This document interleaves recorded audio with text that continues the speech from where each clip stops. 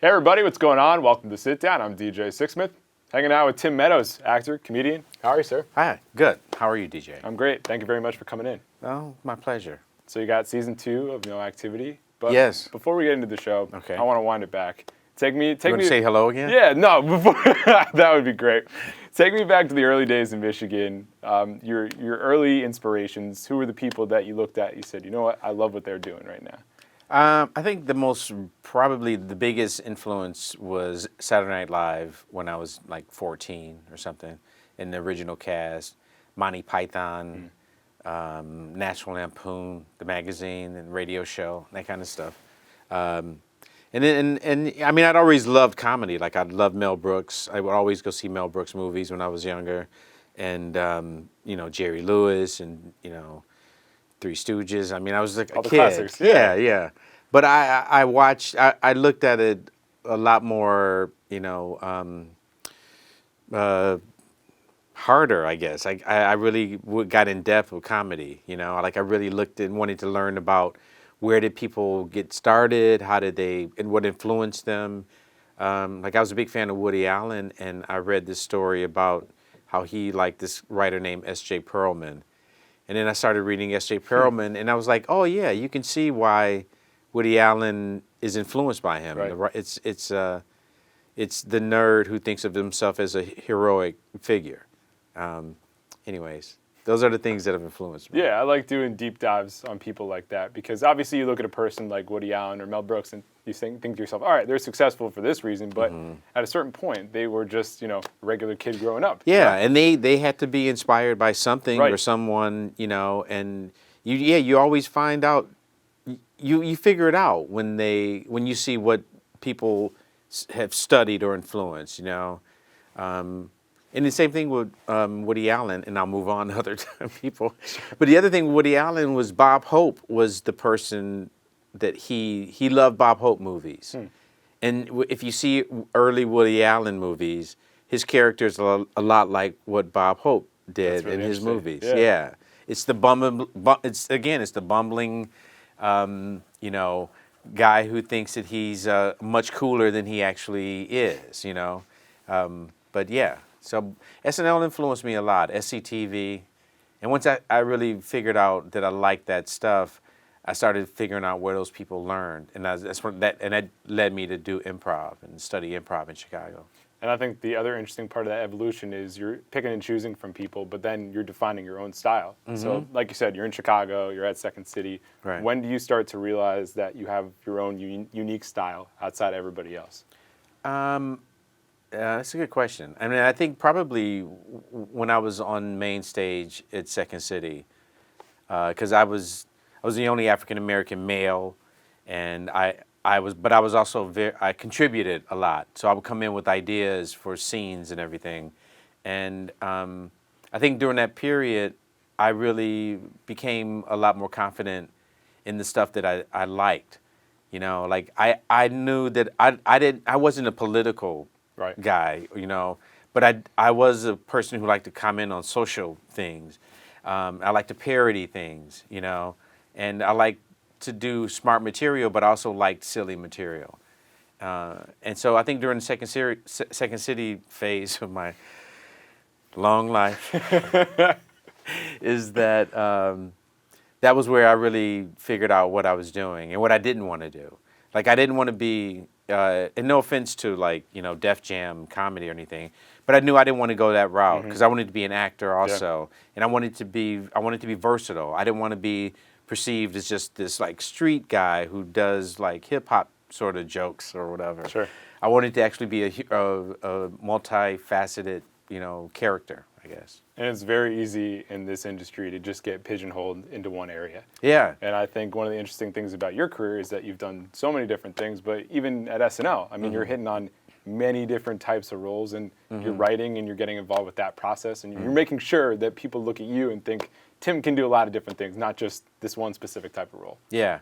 And, when you go to a job like SNL, especially now or even then, was that there was already a history. Right. And so you had other people that had been on the show that sort of set a template almost for what you should do or what a person does. And there was no way I could be as funny as Eddie Murphy or as versatile or as talented.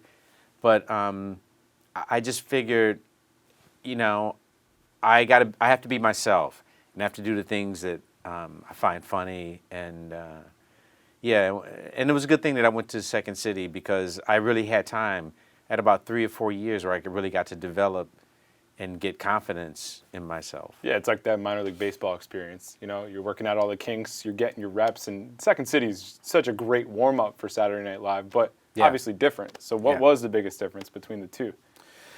I guess the biggest difference is that at Second City you are writing as a group. Mm-hmm. Even though you come in with ideas, and occasionally some people will write sketches or write a song. Like I wrote a song there by myself that the cast did, but you work more with a group of people in creating the material because you end up improvising, and so everybody comes in with different ideas, and it'll change the original idea that you may have had.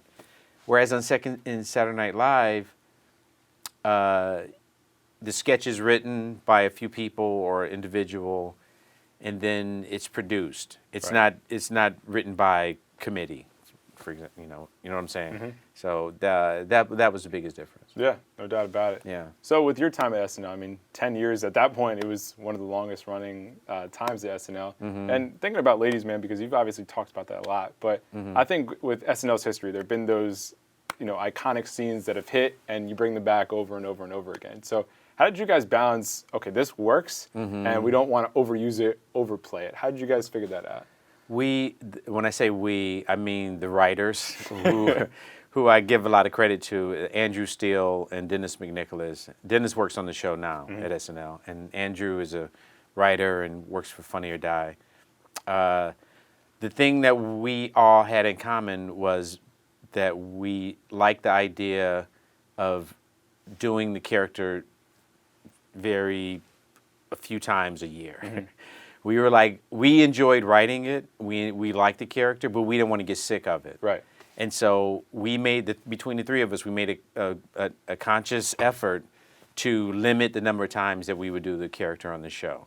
And once we did that, then we started getting, when people would come to host, they would request to do the sketch. And we'd have to tell them, like, well, we're not doing it this week because, we did it 2 weeks ago and we're still waiting to sort of separation. Yeah, but I'm sure it's hard to say no to these A-listers you have coming in saying, I want to be with Ladies Man. Well, also to my own ego, because I'm like, I want to be famous. I want my character to be a hit. This is my time. This is my peak. Let me ride this. But no, I knew personally my taste was not. I knew my taste, and I didn't want to burn out the character, and I didn't want people to burn out the character, and I never did. Even now when people go, hey, can you do Ladies Man doing this or blah, blah, blah? Like I did it not too long ago on a morning show. And I was like, yeah, it's no problem because it's still fresh. Right. I don't hate it. You didn't overdo it. Whereas some of these iconic characters, they've been known as that person their whole life. They don't want to even talk about it. Yeah. Well, I have to say, I read this biography of Adam West, who played Batman a long time ago. And I was a big fan of Batman as a kid. But I read his biography. And he said he was unhappy until he admitted that to himself that he's going to be known for being Batman. And once he admitted that, it changed his life. And I was like, that's profound, because it is. It's like your own perception of something. Right. And if you perceive being known for something that you actually, that wasn't detrimental to you,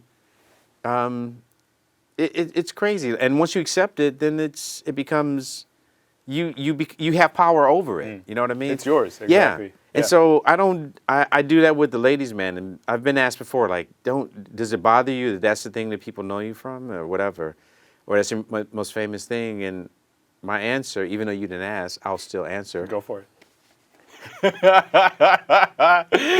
My answer is. No, I'm proud of that character, and I don't hate it. You know what I mean? You should be proud of it. Yeah. Yeah. And it doesn't define your identity either. No, it doesn't. And I've done other things, and I always say people know me People know me from Mean Girls. They Yeah. know me from whatever project I'm working on. They know me from No Activity. Absolutely. So when you talk about your career, I mean, it is spanned for many decades, and Yeah. in Hollywood, consistency is one of the toughest things. So how have you remained consistent in just doing all these different roles and keeping things fresh? Like, here's this show here, and it's, CBS All Access. And when this is first starting, streaming is still coming into its own, and CBS All Access is just dipping its toe in the water. So, what have been the things that have worked for you to just extend your career and keep it going at this point? I mean, I don't have like one secret or one answer to that question. I think part of it is I've just continued to work on projects that I wanted to do. I think part of it is I've been around for a while, so I have a lot of friends that are producers and directors and stuff. Like and, Adam? Like yeah, Will? exactly, Yeah. like those guys. And I think the other part is just my reputation as a performer and as a as a worker. It sounded weird saying as a worker, but as a worker, I come in, I know my lines, I do my job, I don't have any drama. Right. I'm not a diva, and then I'm like a decent person. Yeah. It's a nice, refreshing thing. And I have the confidence to say that out loud. I like it. I love it. So speaking of No Activity, Yeah. season 2 now, we talked on the phone actually last year, and you were telling me about Judd Tolbeck. He's just a guy that's just punching in, punching out. He's hanging out. He's doing his thing. So what's it been like to grow this character, and how cool is it to have season 2 now? It's been very cool to have season 2. And, I got comfortable with the character near the end of shooting last season. And the thing was that we do my whole season in about 6 to 8 days. Wow. So we shoot everything. So I don't have a lot of time to I'm going to think about this and No, you come just gotta back get to right it into it. tomorrow. And it's like, you got to knock it out and figure it out today. But near the end of it, I started to figure it out a lot better and quicker, And this year, it made it a lot more, it made it a lot easier because I knew what the guy was.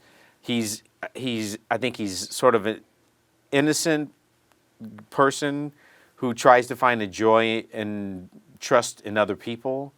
I think he's a little bit jaded by his job, and he doesn't really take it that seriously, And I think he really cares about his partner. And so that made it easier this year when I saw the scripts. And I was like, oh, okay, yeah, I can do this. I can do this. It's fine. I've done it once before. Yeah, I know this guy now. That's awesome. So Yeah. when people check it out, what do you want them to leave thinking about the show? That it's different from the other things they've seen. I really feel like the show is different. I feel like the show is different. I feel like the rhythms of the comedy and the humor in this show is different from what you see in most sitcoms. But I think it has a very high quality of writing and production. Thank you to CBS All Access. Yeah, definitely. Because they actually they backed the show this year, and they put money there, and it turned out really good. I'm really proud of the show. And that's such an important thing because, some of these streaming services, the show can just get buried. Yeah. You never see it, Yeah. right? And with All Access, it's a little bit different. There's not as many shows, but having that network support, that's huge. It is. And you're right, the scarcity of other products on the site makes it a little bit easier for us. You guys stick out. Yeah, we're the comedy Yeah. if you go to CBS streaming. So. But it's definitely an interesting game with all the different, there's so much content out there now. Yeah. So many different shows. So that's the cool thing about CBS All Access in the show. It's that you guys do stand out, whereas on an Amazon or a Netflix, you're just packed in there with everybody else. You're in there with TV shows and soap powder or couches or whatever it is they're selling, But yeah, I'm proud of the show. It's cool. Definitely. So you mentioned Mean Girls before. I mean, we're almost 15 years from when Mean Girls first hit theaters. I mean, did you ever imagine that it would be the cult hit that it is? Never. And, I got a lot of love and respect for Tina Fey, and she knows it. Because a lot of my success after SNL is due to that movie. Yeah.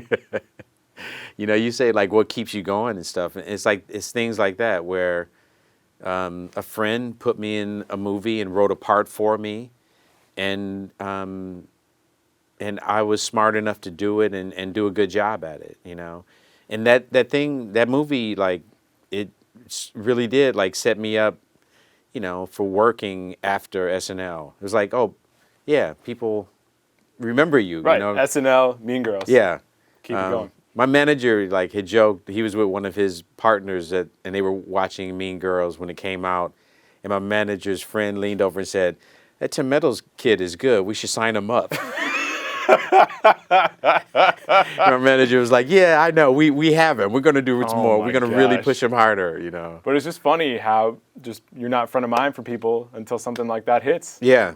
It's pretty interesting. Yeah. We had Finesse Mitchell in here who did the whole SNL thing, and he was talking about post-SNL, just really hard to find his identity, and he's got his Showtime special now. So what was the most difficult part of that transition from, I've been on SNL 10 years, I'm in front of people every single Saturday night, to what's going to be the next thing? Yeah. Well, the most difficult part of that transition from SNL is that everything moves slower than it did when you worked at SNL. So if you get a job if you get a TV show and you're just an actor on the show, the script appears, you learn your lines, and then you shoot it.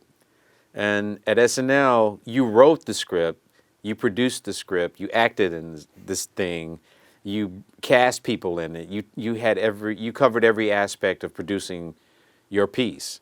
And so after SNL, you don't always get the opportunity to do that, and it's just a different feel, you know.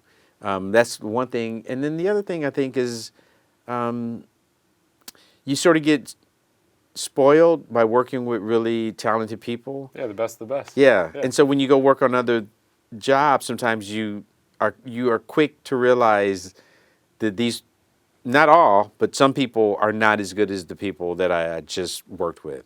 So you become a little bit more like, that's not funny. Yeah, once you hit the top, it's kind of hard to peter down a little bit to everything else. And so that, I think some of that affects the transition, you know, out of SNL. Yeah, no doubt about it. So you've been doing this acting thing for a long time. What are you learning about yourself as an actor here in 2018? I guess the thing I've learned more about myself is that I don't worry about learning the lines as much as I used to. Sure. Like, I know now that I just got to learn them and I got to practice. Yeah. It'll come and we'll shoot it 50 times until I get it right. Right. Nobody's leaving until I get it right, you know.